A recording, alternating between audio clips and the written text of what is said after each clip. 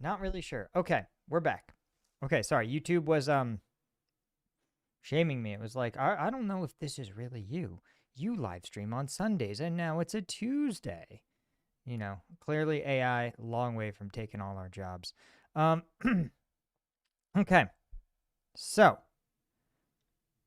we are going to, I don't know, so here's the thing. I know a lot of my audience is European, so I'm happy to answer any questions that maybe other live streams where you tune in and you're like, man, they're talking about all this technical electioneering stuff. But if you don't know U.S. elections, then it can just sound like a bunch of insane gobbledygook. So you know, I'm trying to be my goal is to be the friendlier, happier, less aggressive live stream. It would actually help. I know you guys love to pop in and let's see. People are like, volume up, please. Let's see. I think my mic volume is as loud as I can get it. Yeah.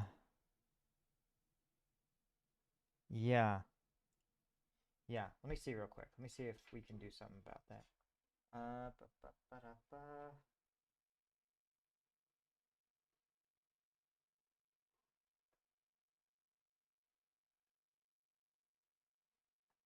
Okay, is this better? Better, worse, or the same? Okay. Okay, so maybe it's you guys. All right, mic's fine. Cool. Okay.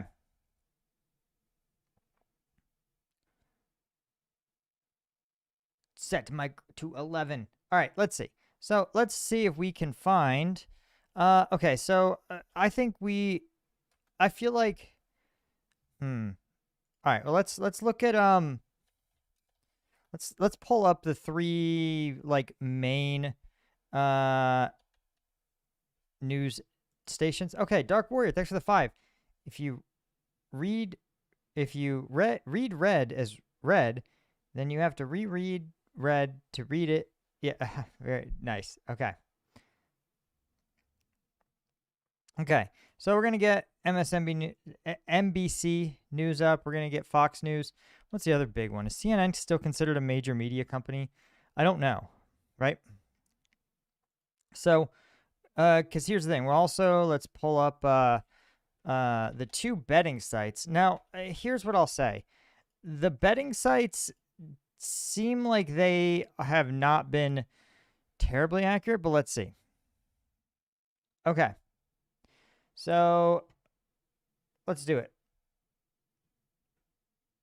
Okay, so right now, basically the only thing we should care about are swing states, which right now they don't have. They have Harris slightly leading in Pennsylvania by the narrowest of margins. They have Harris leading in Michigan, leading in Wisconsin. Sorry, let's actually get even more explanatory here. Right. So, oh, actually, the BBC would be another great source. Okay. There we go. So here's the BBC, right? And the BBC has no dog in the fight, right? I know they're like the British government and they have their opinions, but, you know, what I want to point out is, again, a lot of these electoral votes, people are like, wow, it's so one-sided. Just remember, Democrats always in the U.S. have a larger share of their vote happening on in urban areas, right? And that means that they tend to come in big blocks because it's like, hey, all of New York City is going to report, right? Or like 3 precincts of New York City are going to swing more electoral votes than like the entire Midwest. So okay, Artur is asking, who are you with? Again, believe it or not, I am neutral as a commentator, right? I went, obviously, I voted for the candidate that I think is going to best govern the country in a foreign policy and domestic policy perspective. But ultimately, that's not Right. That's not what this channel is about. This is about giving you guys information so that you can form your own opinions, right? And I know there's not a lot of outlets that do that now. You look at almost all of these news sites, and they're all have super partisan, super biasing headlines. They're totally transparent with the fact that they are biased on one side of the political spectrum. And I just try to be a source for you guys of something a little more grounded, right? That doesn't mean I have no biases, right? And that doesn't mean that I'm like, wow, right and wrong, are they the same? Obviously, right? We talk about the fact that the right, like in the Ukraine war, there's two sides, but one side invaded the other unprovoked. So it's unfair to say that I'm not gonna be Mr. Both Sides,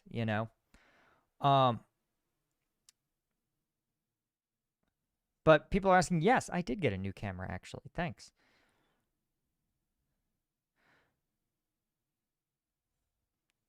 Do I have an angle? Why am I so sad? Do I have an angle? The angle of the new camera is actually slightly different because I have a nice lens on it. So it's slightly downward, and because the lens is a little nicer, you actually see more of it in the frame. You can actually see over here is my Ukrainian 82nd Airborne flag that they sent me when we did that fundraiser. And next to it, you can't quite see it, but it's the 130th Territorial Defense Brigade. They sent me a flag, so I've got those up and displayed. So yeah, we have a much better angle, so you can see more of the stuff. Okay, so right now it says battleground states too close to call as Trump and Harris both notch early wins. This is pretty much how these sort of things play out. And there's no surprises so far, right? Because again, rural states, they're smaller. They can count their votes faster. And where they win, they tend to win a lot more decisively, if that makes sense, right? Again, you can see somewhere like Montana, which has, I think 500,000 people in it, is just not that, it's not going to be that hard to call. So this is kind of how things play out, right? And you can see, the two betting markets have been very, very, I'm going to say pro-Trump in a way that the statistical odds don't really play out. And so I'm not certain about that these are accurate odds. Donald Trump having nearly a 90% chance of winning when nobody's really called it yet. And you could see, as we've talked about, these betting markets just don't seem to quite get it, right? Again, you can see here that, okay, New York is done counting, right? They're like, yeah, okay, this is too steep for, right? They only needed 60% of the vote to be like, yeah, Harris is winning and going to continue to win, right? Pennsylvania, you could see it's neck and neck, but with slightly favoring Trump. Trump favored by, actually, this sounds like a lot in Ohio. North Carolina, which was reportedly a swing state, looks pretty heavily Kamala, or pretty heavily Trump. Georgia, which was purportedly another swing state, again skewing pretty heavily Trump. So, it looks more and more like you're seeing Trump kind of take some of these key states. But again, it's one of those things where a lot of the 2020 election conspiracy theories emerge from the fact that in a lot of these areas, urban precincts just take longer to bring in results, right? And unless they are super, super decisive, it's just, there's just a chance for things to kind of swing still, if that makes sense. And that's why a lot of these, these sites or these major networks are just not really covering these things yet. Okay, MSNBC, NBC News, that's what I want. I don't want to watch it. NBC. All right, is it MSNBC? I don't know if I can watch MSNBC, but I guess if we're going to have Fox News up. All right. Fox News, Decision Desk. Says Nevada too early to call, joining all other pivotal battlegrounds, right? So all the other battlegrounds, they've said too early to call. Pennsylvania. See, this is already a different set of stats than we've seen. Again, just so narrow. And it's unfortunate because again, when you have these kind of very narrow margins, you see, like, depending on literally what site you look at, they have different calls here. Like, it just creates an environment where it's chaotic, where whatever candidate is on the losing side, they have this incentive to file lawsuits and try to get a couple of votes thrown out, right? Whereas if you have a win of hundreds of thousands of votes, then you go, okay, this is, this is just how it is, right?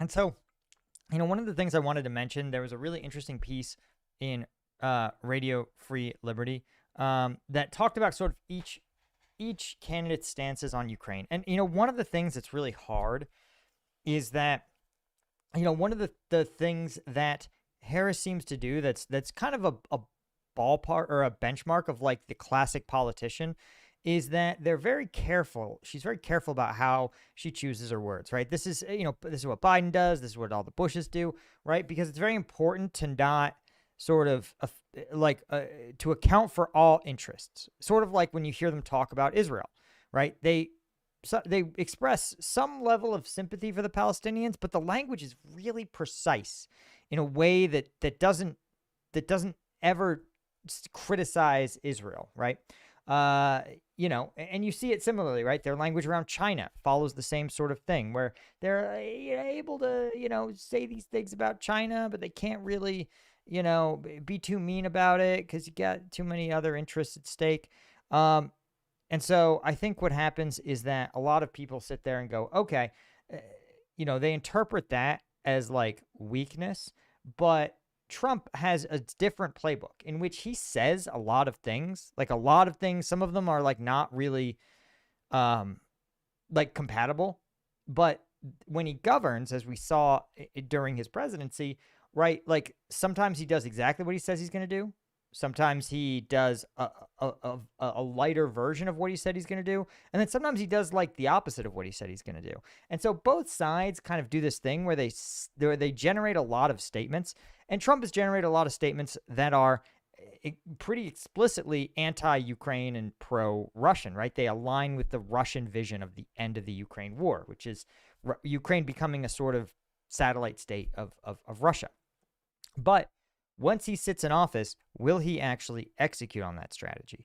That's kind of the question. And as Radio Europe pointed out, that a lot of Trump's key advisors who seem likely to return are explicitly like, we want to help Ukraine more, right? Like if Mike Pompeo ends up in the DOD or Department of State or as National Security Advisor, Mike Pompeo wrote an op-ed in the Wall Street Journal that said, we want to give Ukraine a $500 billion Lend-Lease loan to buy all the U.S. weapons it wants. Everything it wants, we'll give it to it, right?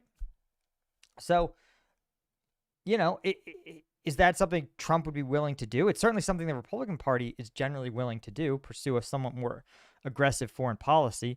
So it remains to be seen, right?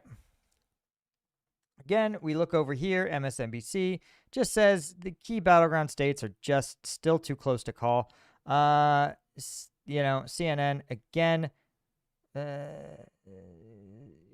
what is cope, right? What is reality? It's tough to know, but nobody's calling anything. And again, you can see in some of these key swing states here, you see Trump up by just half a point in Virginia. Virginia has two major urban areas that might take a while. Georgia, it looks like Trump is absolutely shellacking him. Harris up in Arizona, Harris up in Michigan, and Trump, this says he's up by 2 points in Michigan, which is interesting. But Michigan also has some of the lowest, Pennsylvania has some of the lowest turnout so far, as does Michigan. So, again, Polymarket, Kalashi, that have always seemed to be a little bit like a little bit skewed, a little bit pro-Trump. Again, you can see going into election night, they were as close as they've been, 57-44, and then it's just as some of these early polling results come in, I think a lot of it's just bros who are kind of hype. They vote for, and are coming in, right? And that's not an insult. That's literally like Polymarket's target demographic are crypto bros. And Trump is a pro crypto guy, like explicitly. You look at this administration with Kamala Harris and Joe Biden. They have Lena Khan. They have Gary Gensler. They've really gone after crypto guys. And it's funny, even though I kind of support it because I have seen a lot of crypto scams. I have friends who got taken by crypto pump and dumps, and I think there should have been some regulation. They should have actually gone after the people that did it. You know, a lot of guys in crypto are like, no, this is you're taking away my best vehicle to get rich.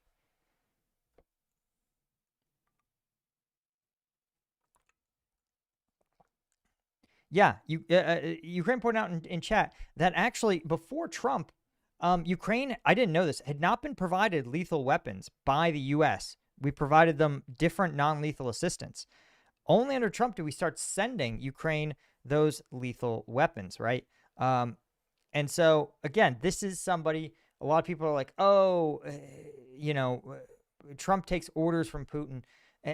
He would not have done that if that were the case, and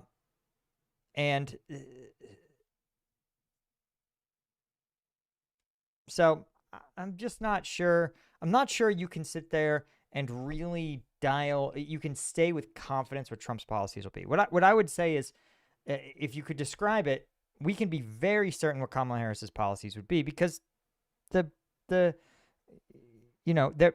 she's in the administration. She's in the White House now, right?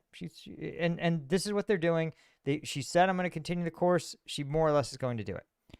I think with Trump, you have this really wide range of what's possible.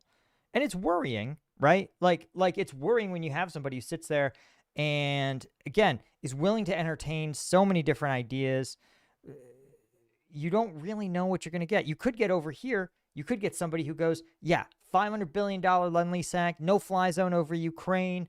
We are going to bring Ukraine into the fold. And maybe someone will show him the same data that I looked at about the potential, not just, Trump is a businessman, but to show him, hey, listen, if you bring Ukraine into the EU, NATO trade bloc, the profit margins are insane, versus, someone else could get in his head and say, hey, Putin's going to really like you and it's going to really improve relations if you just kind of pull the rug out on Ukraine.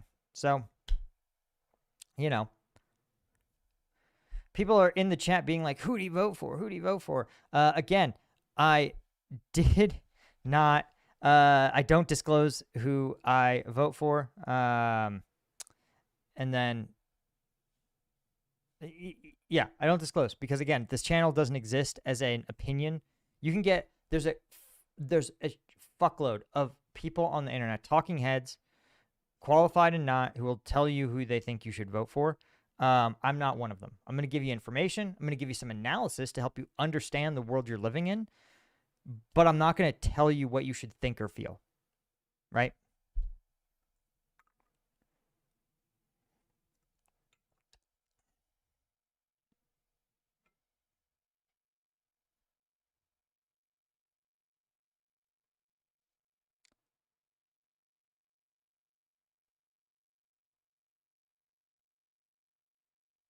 All right, wiggly worm. Recognizing, yes, a core rule of democracy is that, secret ballot, right? Again, this is one of the things that I think all politicians do, and Trump is just willing to come out and say it, where he said, he's like, listen, if I think you as your company or you as a large donor, like, kind of came out against me, I'm going to, I'm going to use the regulatory power to kind of go after you.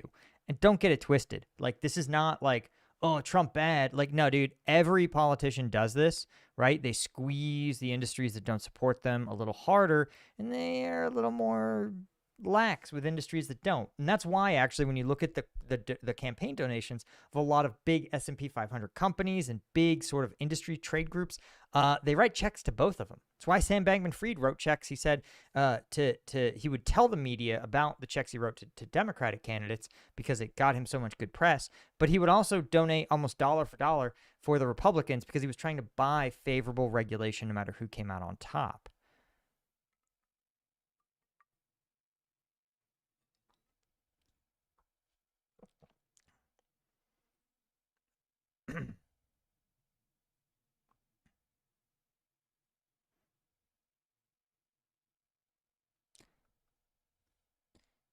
So again, let's see if anything else has been called. I want to see. I think there's something called Decision Desk. Let's see. Oh, there we go. Okay. Here we go. What is Decision Desk? Let's join me in finding this out, right? Again, if you guys have questions, you can pop them into chat for sure. Obviously, if you do a super chat, that'll pop your question to the top of the list, so to speak, and I'll definitely get to it. So right now, they're actually saying, okay, interesting, 226 for Trump, Harris at 108. Again, let's see. And this has, again, we're looking at the swing states. Okay, this is interesting because this only has them at, Decision Desk has it about 70-30 Trump. Let's see. Let's see if we can do, again, these swing states, which nobody seems to know what they are. Pennsylvania breaking, seems to be continuing to break further, actually, for Trump. Georgia breaking for Trump by, like, pretty decisively. Again, Michigan going for Harris. Arizona going for Harris. Again, Nevada, California. Like, California, you can see it's not even in yet. It'll be 50.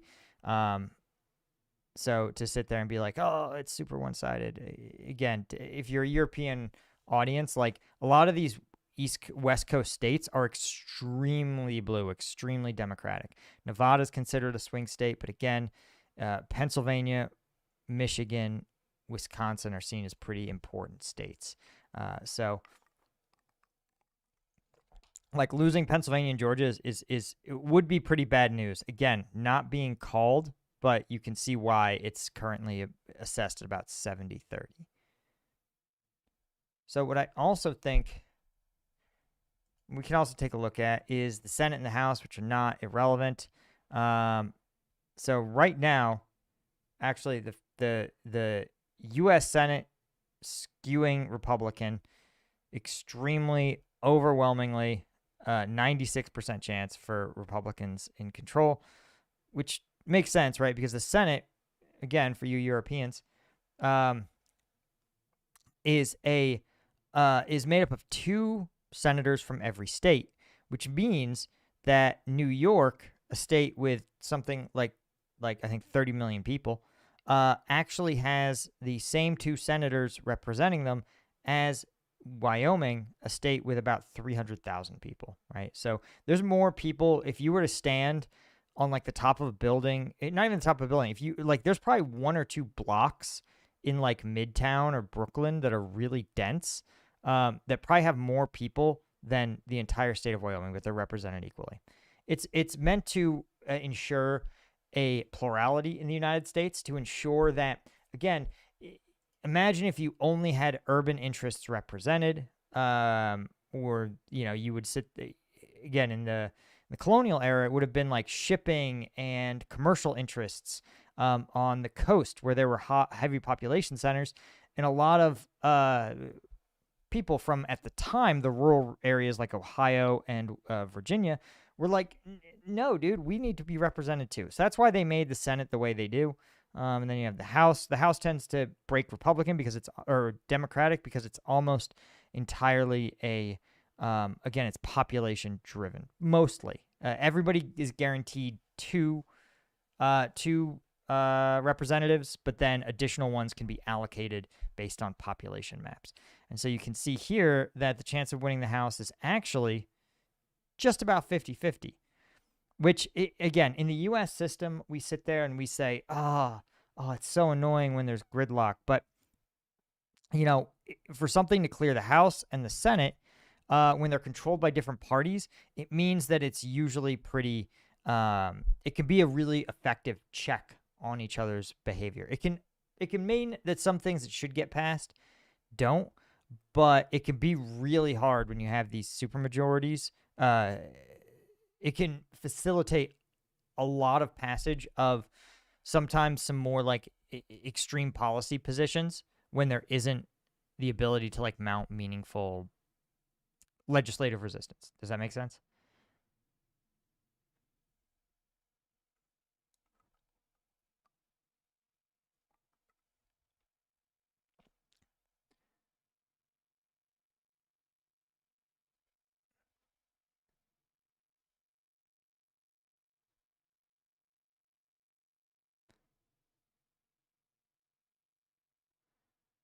Again, it's interesting.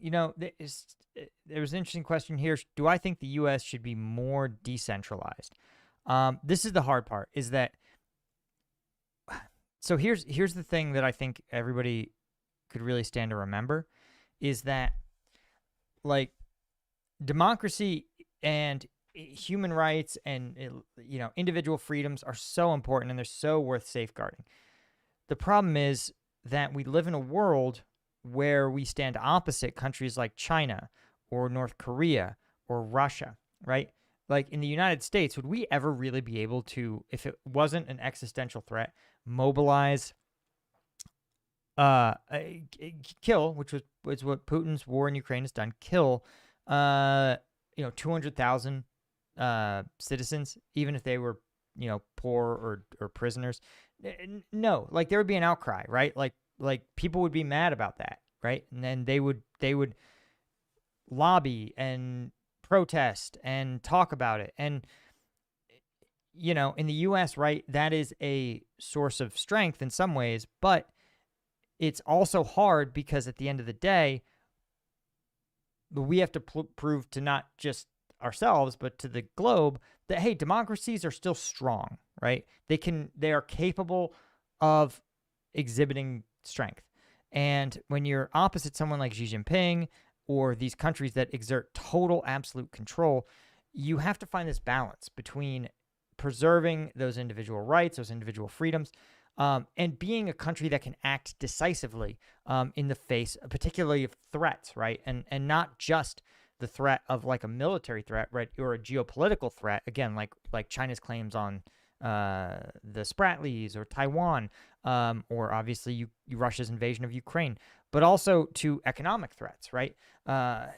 Changing economies, right? Xi Jinping could wake up and be like, China's going to go all in on AI this year. And he'll do it. He'll do it. Like if he wakes up and thinks it, he will do it. The U.S., right? We have this pluralist system, but it made us. But again, you look around, you go, okay, well, no one person sat there and was like, the U.S. is going to lead the world in AI. We just led the world in AI because we have a lot of smart people, an economy that really favors innovation, a system that actually gives people the freedom to build crazy cool stuff. So, yeah, so it very like, that's sort of the tough part of being a democracy in a world full of autocratic threats, Okay, so right now they're saying Trump, according to the crypto bro odds makers, 82% Trump, 18% Harris. Even worse on Polymarket, 88% Trump, 11% Harris. This is actually a pretty like arbitrageable trade, as insane as that is. Again, CNN saying, calling very few. And let's see, again, still calling few for president. Let's see here. And Nevada, too early to call. All the battlegrounds, too early to call. Virginia for Harris. Again, Georgia, almost 90% of votes in. So you can see Georgia looking like pretty much callable for Trump. Arizona, man, neck and neck, but only less than half of the votes in. Michigan and PA also looking pretty decisively in favor of Trump. But again, tough to say.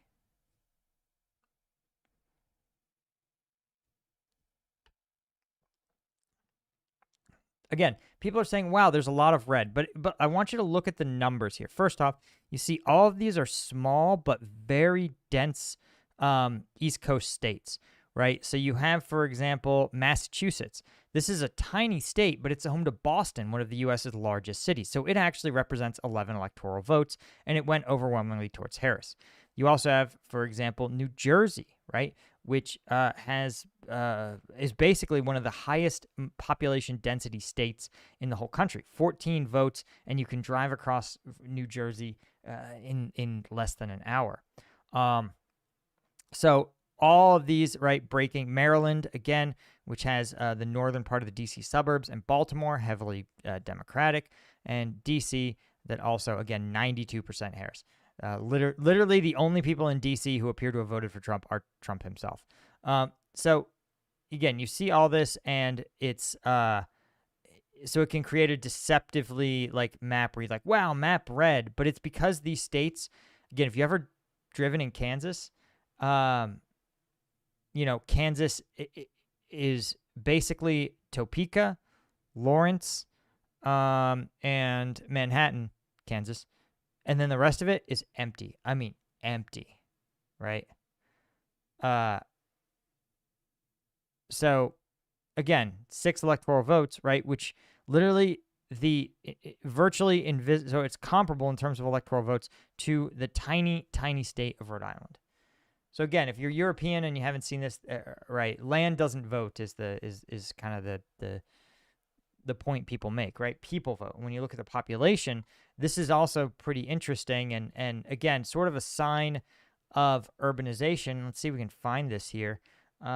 So let's see if we can go to Polymarket, election, Pennsylvania, AP called the election. There's usually a, let me see if I can search by market here, for popular vote, right? And so there we go. Okay, so here's the market for popular vote. And you can see, oh, interesting. These guys also think Donald Trump's going to win the popular vote too. Up until literally just weird, just like, let's see, 1 day ago. So you can see that up until the election results are coming in, people thought there was about a 75% chance Kamala Harris would win the popular vote. And that somehow switched right around 9 p.m. tonight, Eastern. And now people are like, oh, there's an 80% chance Trump will win the popular vote. So this is typically what you see, where Democratic candidates win the popular vote. Again, because the fact that every state, regardless of population, gets those same 2 senators kind of biases this and gets guaranteed 2 electoral votes, even if that state were to totally depopulate. Like if Montana was to be populated by 2 people, those 2 people would be the senators, and then they would get 2 electoral votes, right?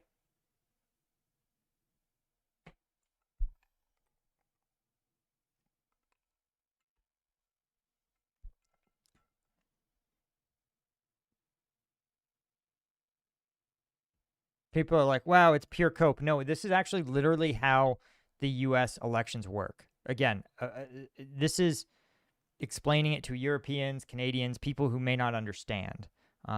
This isn't me being like, oh, the system's bad. I'm like, no. This is how the system was designed. So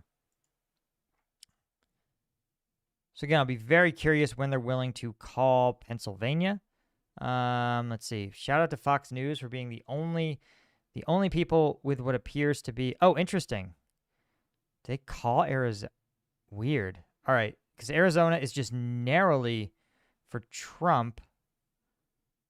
Oh, and they're not. I think it's just highlighted for some reason.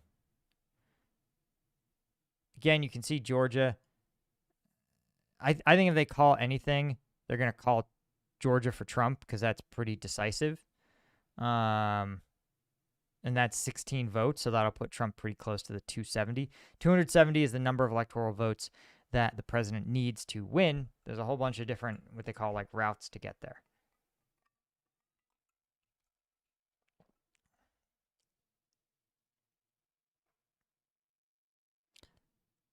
So again, Wisconsin, Wisconsin's within 0.6% with only 52% reporting in. So, you know, yeah. Let's see. Let's see if we can find a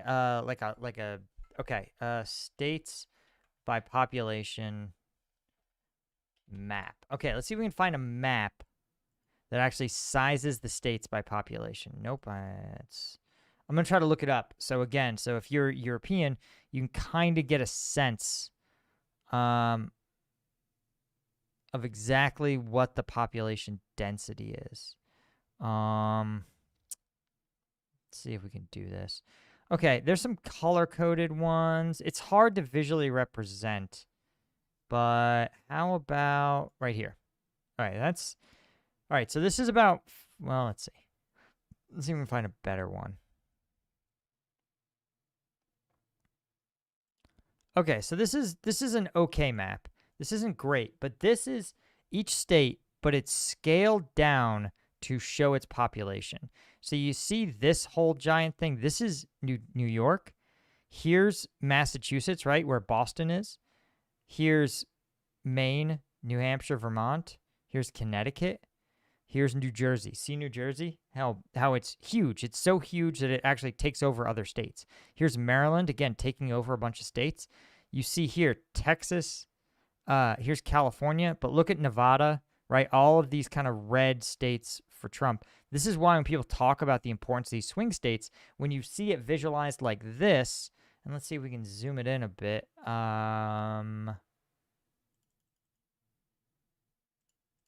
Yeah, so when you zoom it in, I mean, you can see that there's a couple of decisive swing states, right? Georgia, Pennsylvania, Michigan, Wisconsin. Nevada's also technically a swing state, but it's not really worth it. But this is all it is, man. It's just these guys. And what makes them tough states electorally is that in Pennsylvania, right, you have Philadelphia, a very like East Coast urban, like Philadelphia looks and feels a lot like a grungier New York, right? And then you have Pittsburgh, which is like, imagine if all the rural people made a city. And those are pretty strong Democratic bastions, but then the remainder of Pennsylvania is extremely rural, right? And you have a similar kind of breakdown in places like Michigan, where you have, Detroit, maybe to a lesser extent like Kalamazoo, like some of these big urban areas where people have big city concerns, and then you have these very rural parts when you get outside the city where people have very rural concerns. And you just don't really get that breakdown. There's not many other states that quite have it to that extreme like these swing states.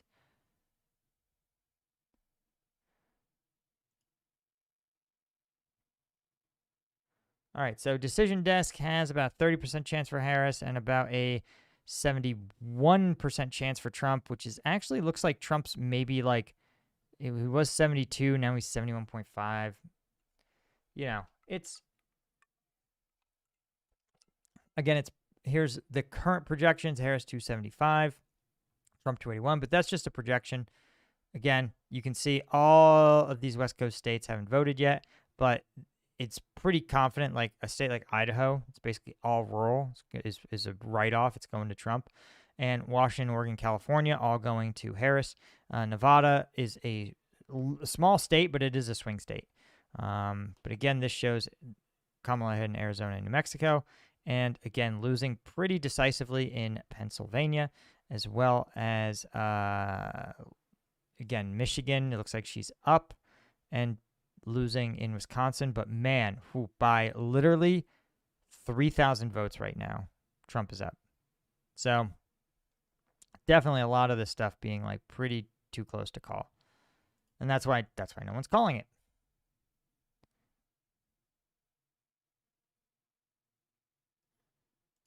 Yeah, and that, one of the points that I thought was really that's sort of tough,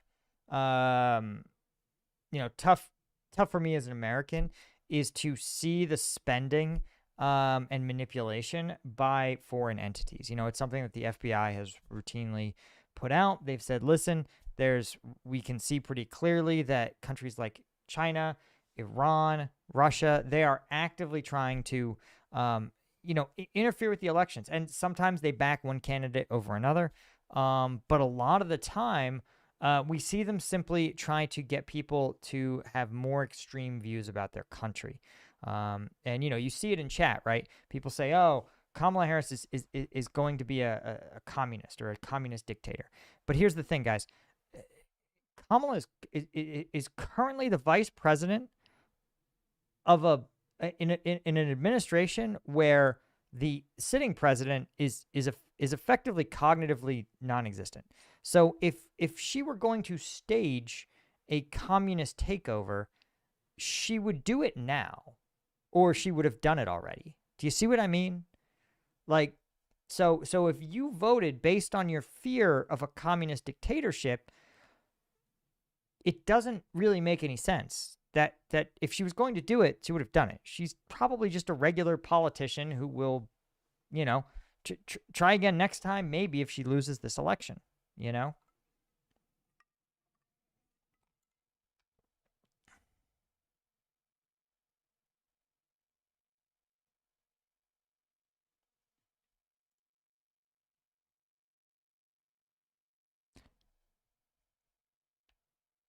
Yeah, there's definitely some real.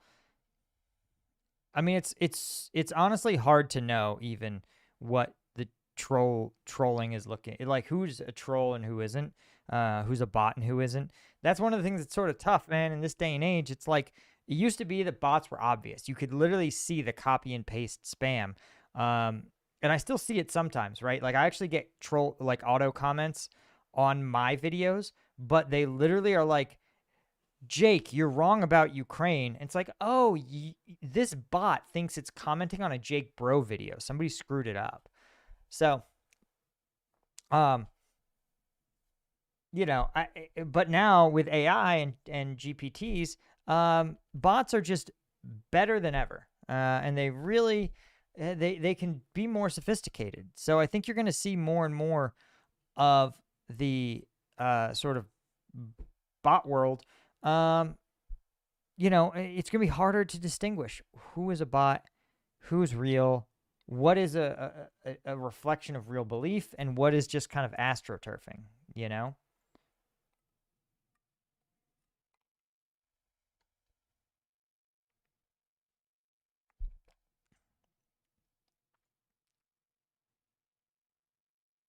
So again,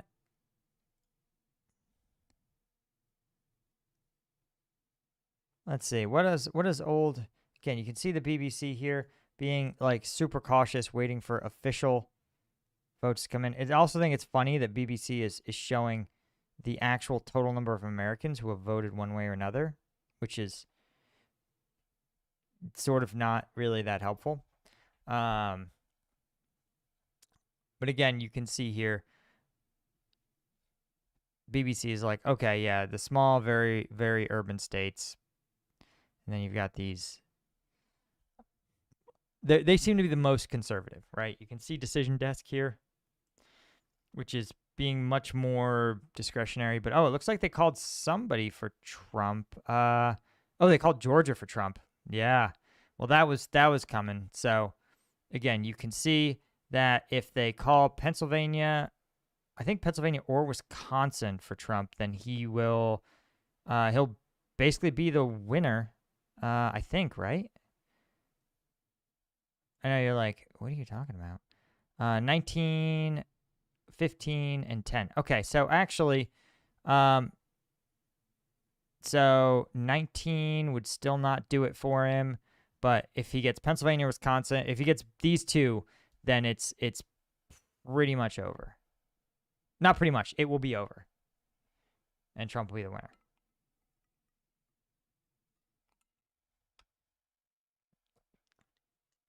Right. James pointing out rural areas have fewer people and can get results faster.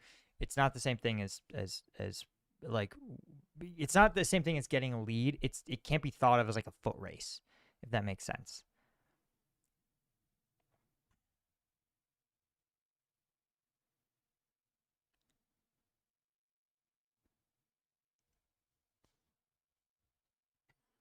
So again, right now they're saying the projections are bumping back up for Trump, almost 78% chance of victory. Kamala Harris just under 25%. Again, wherever Pennsylvania goes, so goes the election, as they say, perhaps. Right, and people are like, "Oh yeah," and there's a good chance that the race won't officially be called, but there's I think we'll see enough data probably in the next 30 to 45 minutes. Right. Here's some tweets from CNN's quote experts unquote. Right. Dane County, Wisconsin. Harris up considerably in the home county to Madison, but Trump is at 26%. If that holds, more votes come in.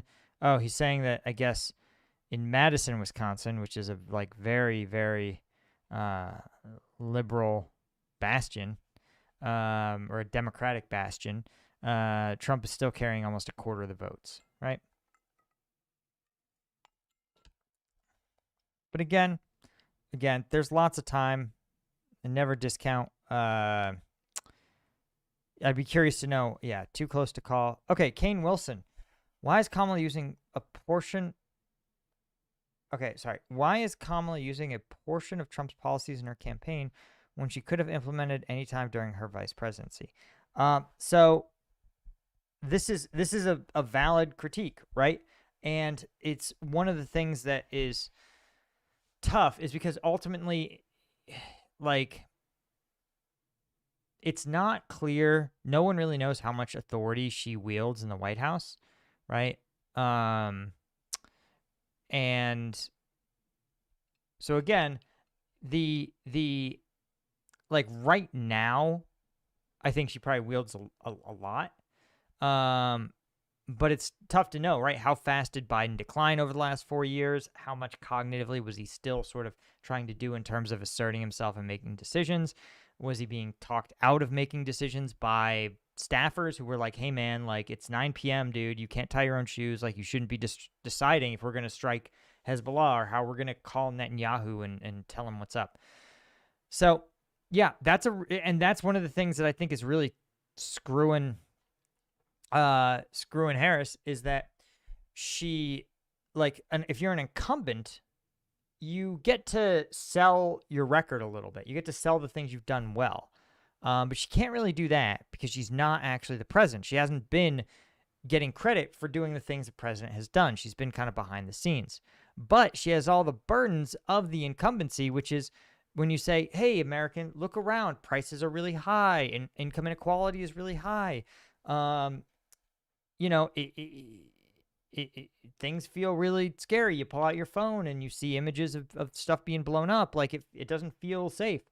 And so you have this thing where it's like she seems to have an incumbency disadvantage and also the political outsider disadvantage. In some ways, Trump, right, of the two candidates, Trump's the one who served as president. Trump has more experience in the White House than Harris does, obviously. So, again, you look at that sort of stuff and you're like, okay, I see where, you can see how voters can look and be like, hey, Kamala Harris doesn't have the experience that Trump does.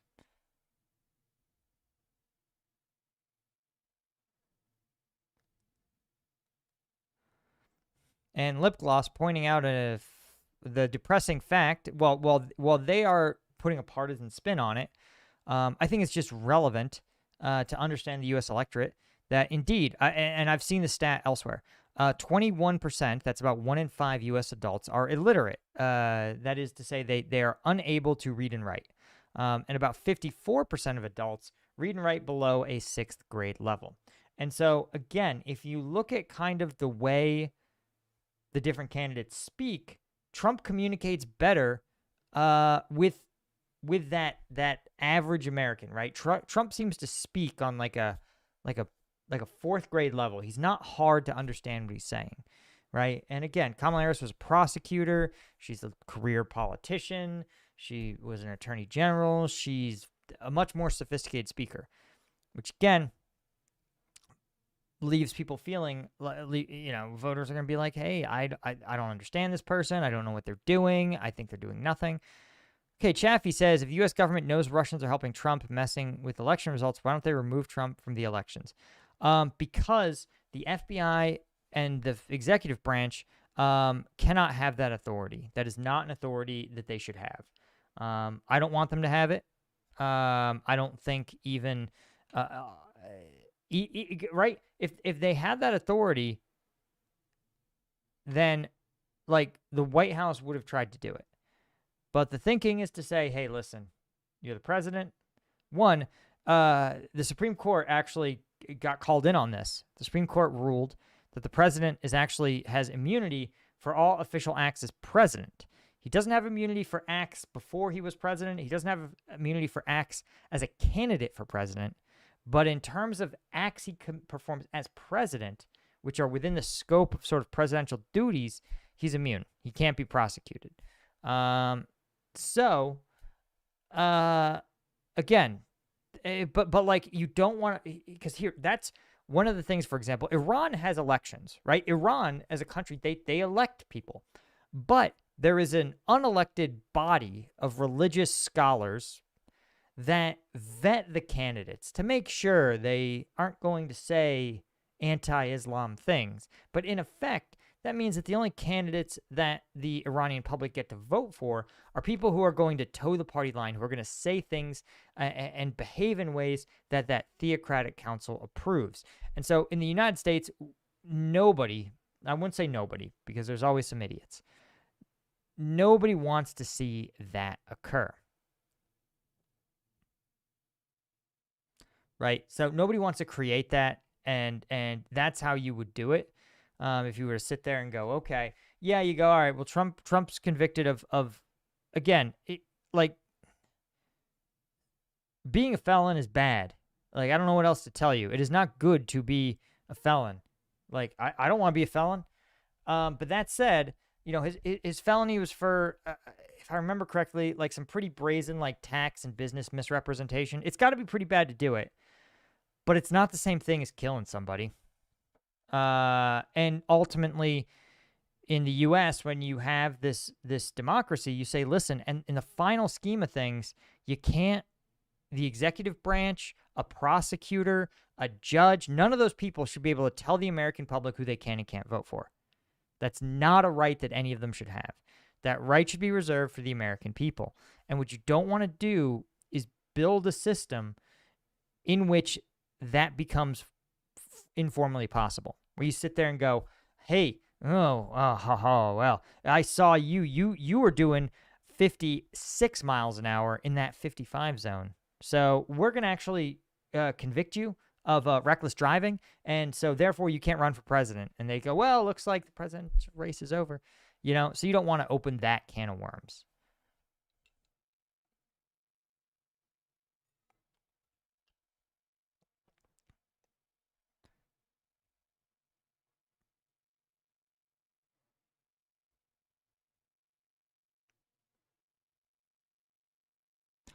Yeah, Sammy out here. I agree, man. Hearing the like turbo partisan rhetoric, it does annoy me, right? Like, you know, the candidates are very different, right? And the candidate that I prefer is strongly different from the other one.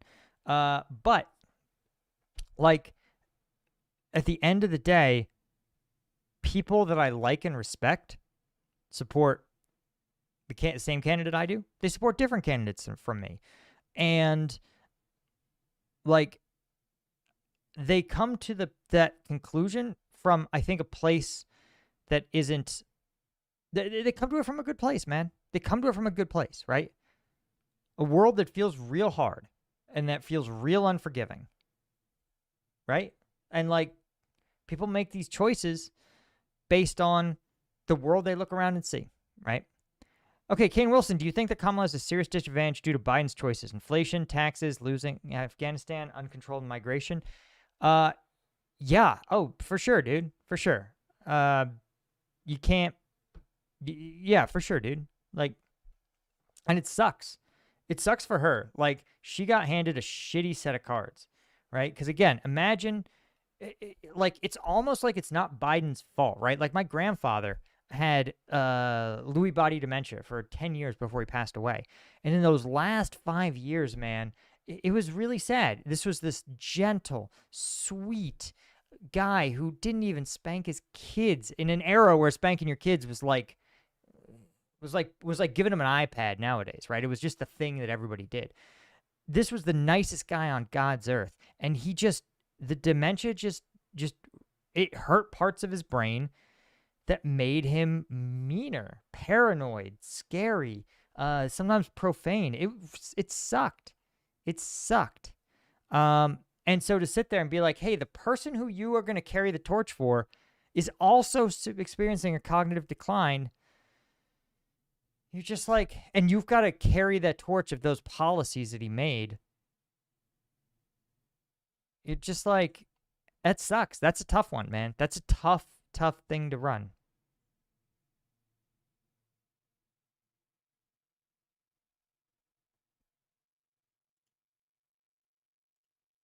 So, okay, let's see. Where are we at?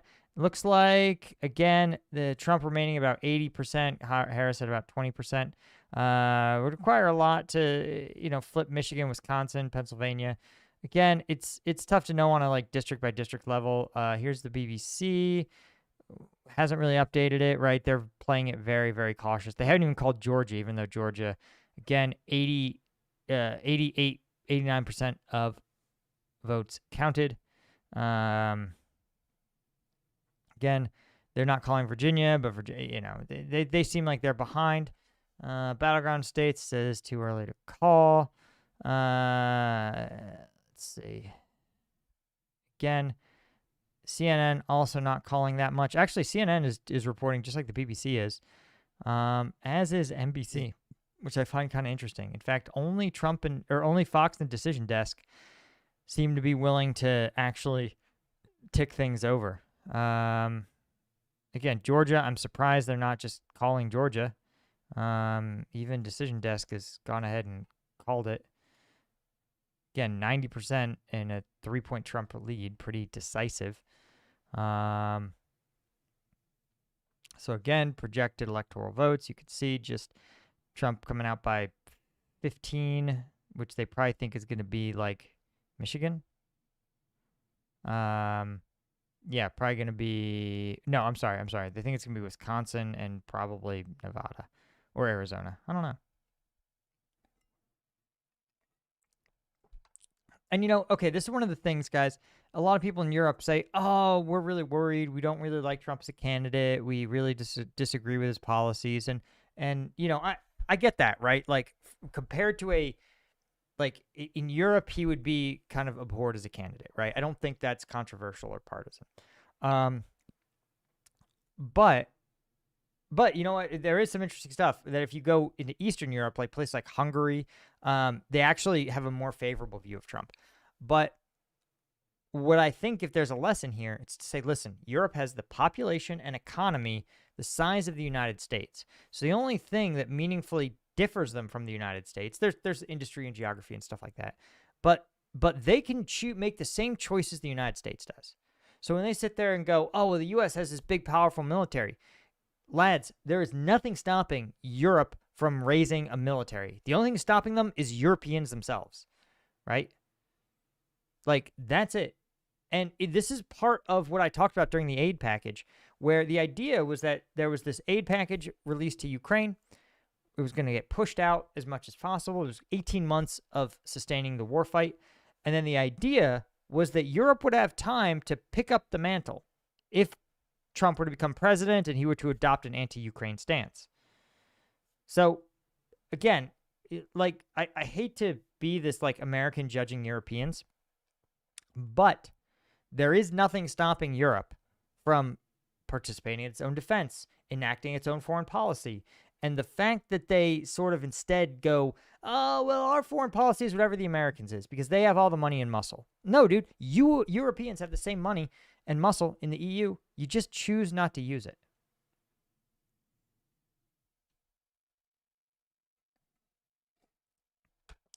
People are like, oh, the Europe is not a single entity like the U.S. My brother in Christ, have you seen our electoral system? Does any of this insanity feel like a single system to you? Does any of this feel this is a kind of insane system? I mean, look, we have all these governors up for election too. Like guys. And again, the EU, there is some level of EU defense policy, right? And individual countries, NATO, right? Like, again, let's look up the NATO budget here. Let's see if we can find the old image. There you go. Here's the NATO budget. Remember, Europe and the United States, same size economy, same economy. And as you can see, right, the French understand the assignment. They say, okay, this is 2017. French say, yeah, France should have the ability to execute its own foreign policy, right? That's why they were able to intervene in Mali independently. Britain, similar, right? But you can see these other countries, they make choices. And their choice is to have the United States run it. But again, when you defer, it's like, to an extent, it's like saying, I don't need a car, my mom drives me everywhere. Guys, your mom can do anything she wants. She can not drive you because she has going to bridge. Her car could break down. Like, when you outsource your dependence on somebody, you shouldn't really be that mad when things don't break your way. Again, like, I am somebody, right? I have an opinion about who I think should govern my country, right? Like, I voted. But the Europeans should, if they don't like the way that their country and their polity has, like, positioned themselves, then that's not, you can't sit there and pout and stomp your feet about the United States. What you can try to do instead is change the way your polity governs. Right? Like, that's not controversial. Yeah, and again, one of the things that I harbor some resentment for is the fact that, the U.S. spends about twice on a per capita basis or on a GDP basis than any other European country, or than the average other European country for defense spending. And that is like, and then the Europeans sit there and again go, like, why? I'm like, guys, you nothing's stopping you. Well, what's stopping you is the fact that the Europeans would have to make some very difficult decisions. And a lot of Americans sit there and go, oh, why can't we afford to have European-style healthcare? Why can't we afford to have European-style government-subsidized vacations? Well, the answer is because the Europeans have something that the Americans don't, which is protection under the American defense umbrella, right? The German military strategy, if Poland invades, guys, is stall for time and wait for the Americans. That is everyone's strategy, right? And so when you have that, when you can sit there and go, hey, our military needs to be basically glorified versions of cops. Our military needs to be as well equipped as like a traffic cop.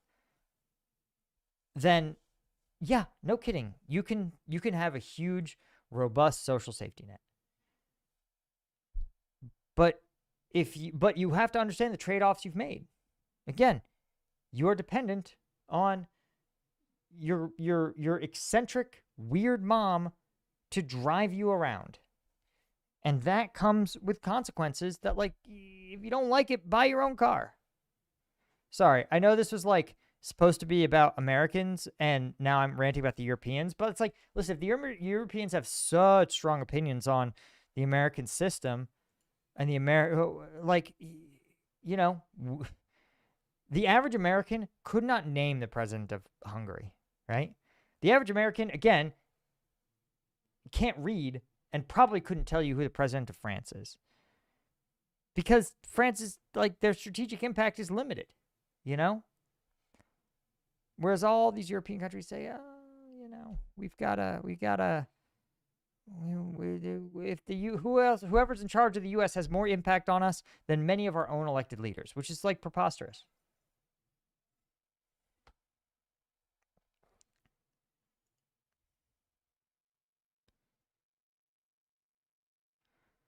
All right, seems like, again, they're calling. Yeah, they're going to call Virginia for Harris soon. They still haven't called Trump or Georgia for Trump, which is crazy. And Michigan, damn, look at Michigan. 5 points for Trump, but only 25% in. I wonder if this is just like urban districts just haven't reported yet. I wonder if that's the case here. I wonder if they can tell us more if I click on it. Come on. Come on, give me something. Oh, it's my ad blocker. Well, I'm not turning off the ad blocker, so you guys can just deal with it.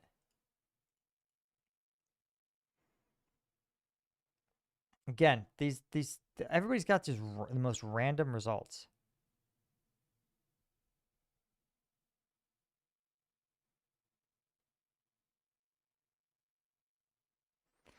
Okay, Sweden, our social networks have about 35% income tax, not from lack of defense spending.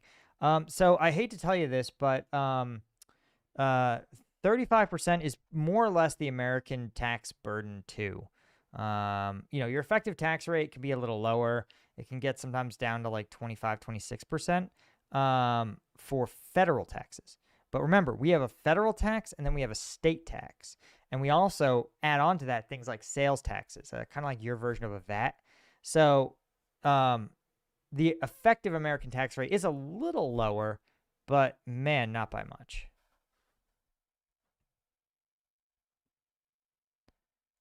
Again, let's see. Let's see if I can find this. All right. Income by tax rate by country. Let's go. Oh, interesting. Seth G says the mail-in ballot bumps hit at 12 Eastern last time. So, okay, but remember last time, 2020, was the height of COVID, so there was a huge influx of mail-in ballots in a way that I don't think we're going to see anymore, right?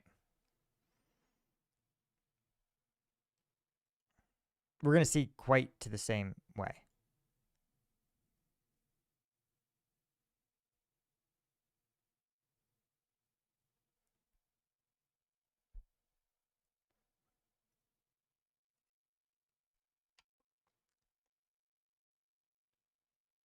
Okay, interesting. So I looked it up.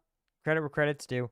It does seem like when you do total tax revenue as a share of GDP, the U.S. has a lower tax rate than basically all European countries.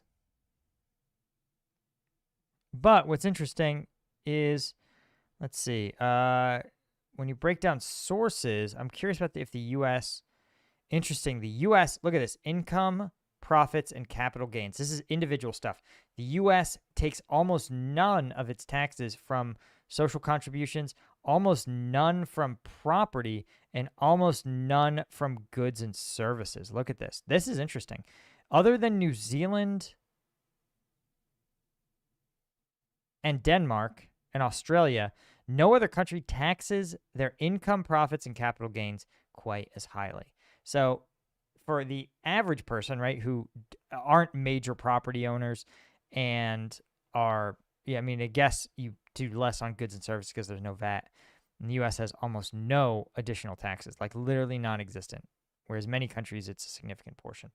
So again, to an average American taxpayer who makes a wage and pays an income tax, it feels really high. It feels comparably high to a European.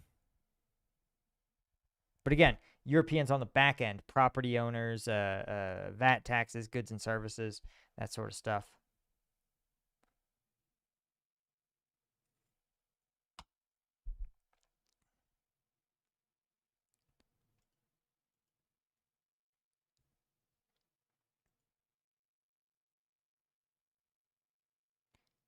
All right, interesting. So it seems like, let's see, decision desk here.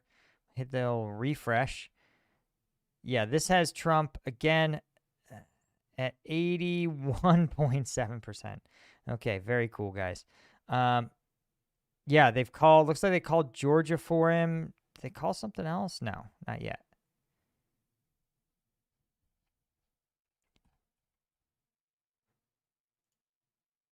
Yeah, Trump's love of dictators is. I don't appreciate that, right? Like, I definitely prefer when the U.S. keeps its friends with other democracies. You know, like I understand the like Nixon detente, right? You're like, hey, I've got to engage with these people. I don't have to like them. I have to engage with them. Like that's that's important. That's an important, again, like we talked about. We live in a world where these people are strategic competitors. They're other poles, right? There is no other democracy th- that we have to worry about, right? In term from a strategic perspective. And so yeah, it's hard to like you got to live in that world, you know?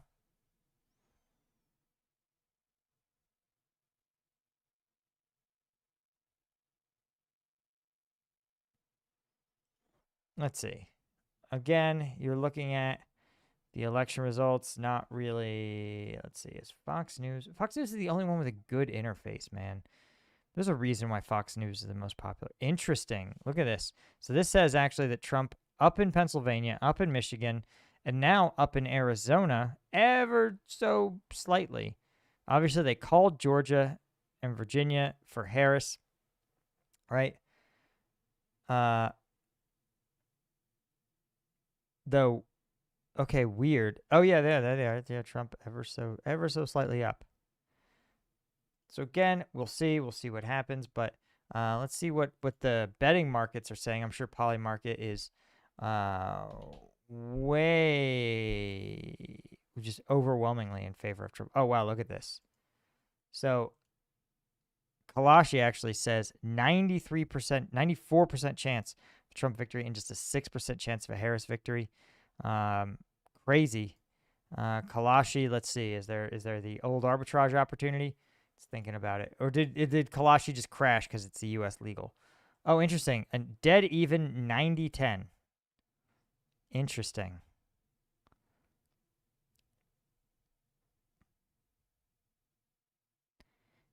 Yeah.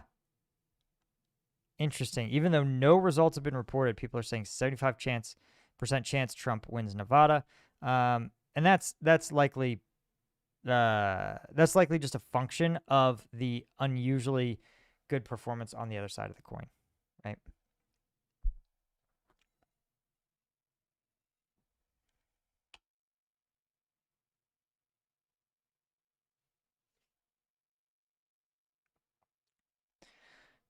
Let's see. All right, this Shock Day. Thank you. Says love your work. Respect for your service. We got to remember early there is always a major red surge. It balances out over the next 2 to 3 days. Whoever wins, it's not yet set. I think that is partially true. I mean, again, you can see that here NBC is already starting to pencil in Oregon, California, with just 9% of the votes in, Colorado. Um, so I think they're trying to make it look more competitive. Um, a bunch here that are too close to call. There might be some truth. Um, there might be some truth to it, but it remains to be seen. Again, which districts have reported. But as you see, we saw with Georgia, right? Like there wasn't like you'd get these districts that would report in, and there'd be this big surge in one direction or another. So yeah, and this is actually a good electoral vote map right here. So you can see how many are still sort of ostensibly in play and not called. But this is again, this is NBC. I wonder if decision tree or whatever. Oh, decision desk. Let me see. Did I close decision desk?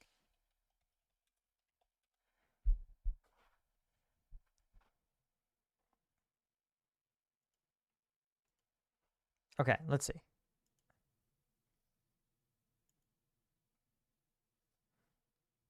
I love how Decision Desk is like, what, what election could you be talking about? I don't know, dude. The presidential election?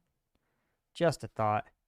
Yeah, Decision Desk now saying there is a 82% chance of a Trump victory. So seems pretty decisive. Again, we're not really seeing a shift in Wisconsin, Michigan, Pennsylvania.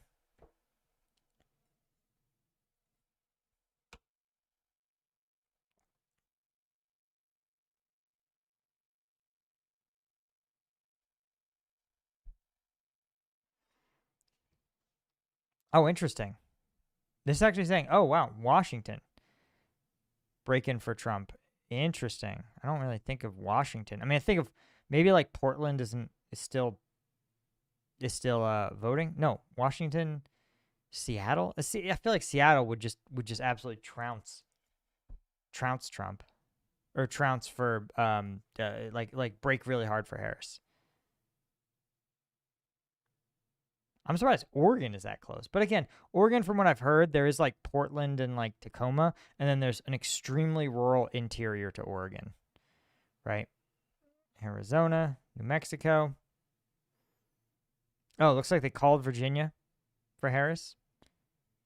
What's funny is like even these decisive wins are, and this is one of the things that's going to bother me about the commentary class in America, like a lot, is that they they look at like granular polling data. That's something that's really best done to help like inform like strategic election decisions, and they take them, and what they'll do is they'll take them as a referendum on an entire group of people. So they'll sit there and go, oh, black men, they voted for Trump slightly heavier than they did in previous elections. And a pollster, an electioneer will be like, well, why is that? They'll do more digs into the data. They'll look at their messaging. They'll ask these tough questions.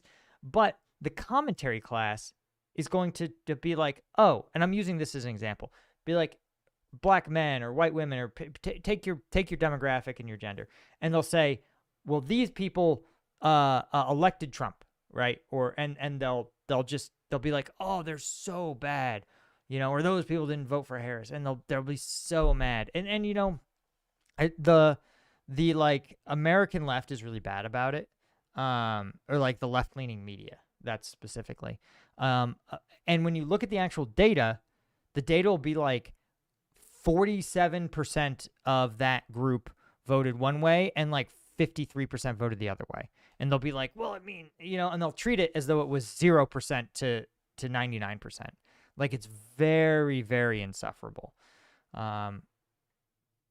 Yeah. And it's one of the things about the media landscape that bothers me so much is the fact that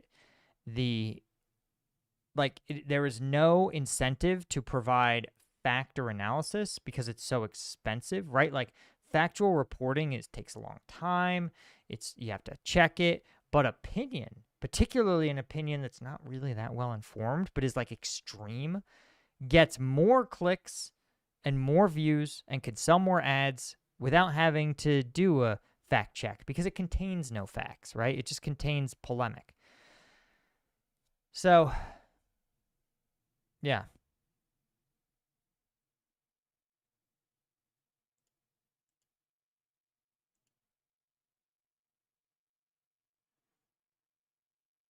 Oh, interesting. So Polymarket, I didn't realize this. Polymarket considers the market resolved when Associated Press, Fox, and NBC call the election for the same candidate. Interesting. I wonder what AP is doing.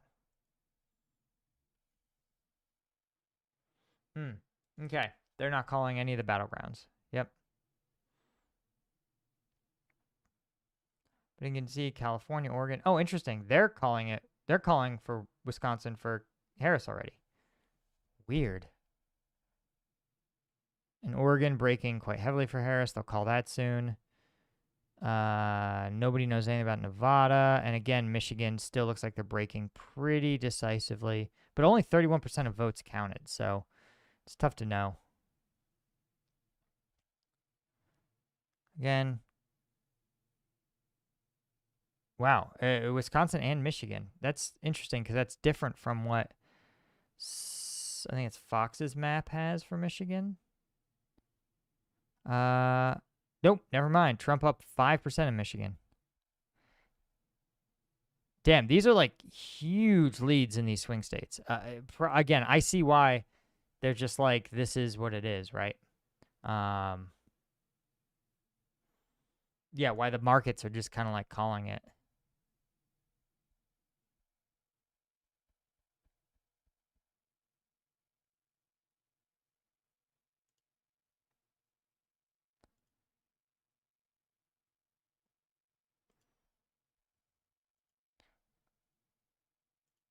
All right. Well, I'm probably gonna say, guys, it's getting kind of late here.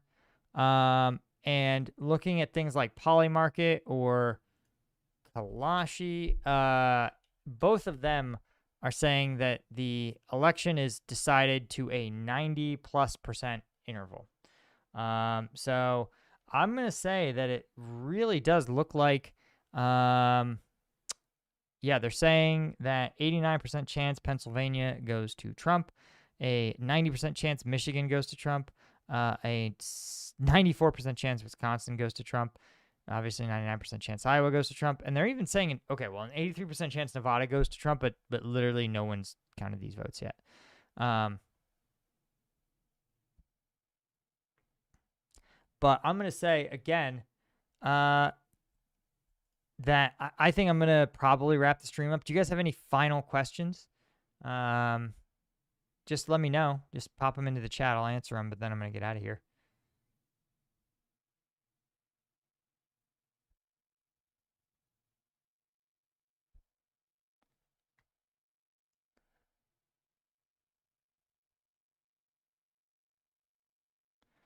General Error, thank you. Can I make a constructive video on the Europe superpower topic?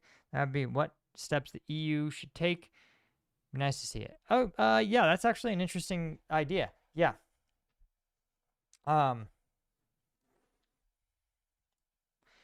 Yeah, that's a good idea. I might make a video like that, sort of talking about kind of the European role going forward.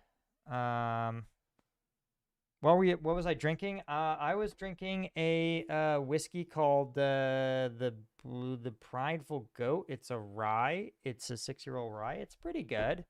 It's pretty good. Again, one of the things that a lot of people are like, oh, it's a sad day for democracy. Nah, dude. Like, listen, a sad day for democracy was Putin's election, where there was one candidate, it was Vladimir Putin, and it was you could either vote for him or you could just stay home, right? That or Xi Jinping, right? Where you get to go and you get to vote any member of the one party that runs the country that you want, as long as it's the approved party member. So, listen, your candidate may have won. Cool. Celebrate. Your candidate may have not won. Good. So, sorry. But, like, as long as there are competitive elections, you can get them next time, Anyway, guys, that's really all I had. I'm going to get out of here. It's getting late, and I'm going to catch you guys in the next one, right? I'll see you tomorrow.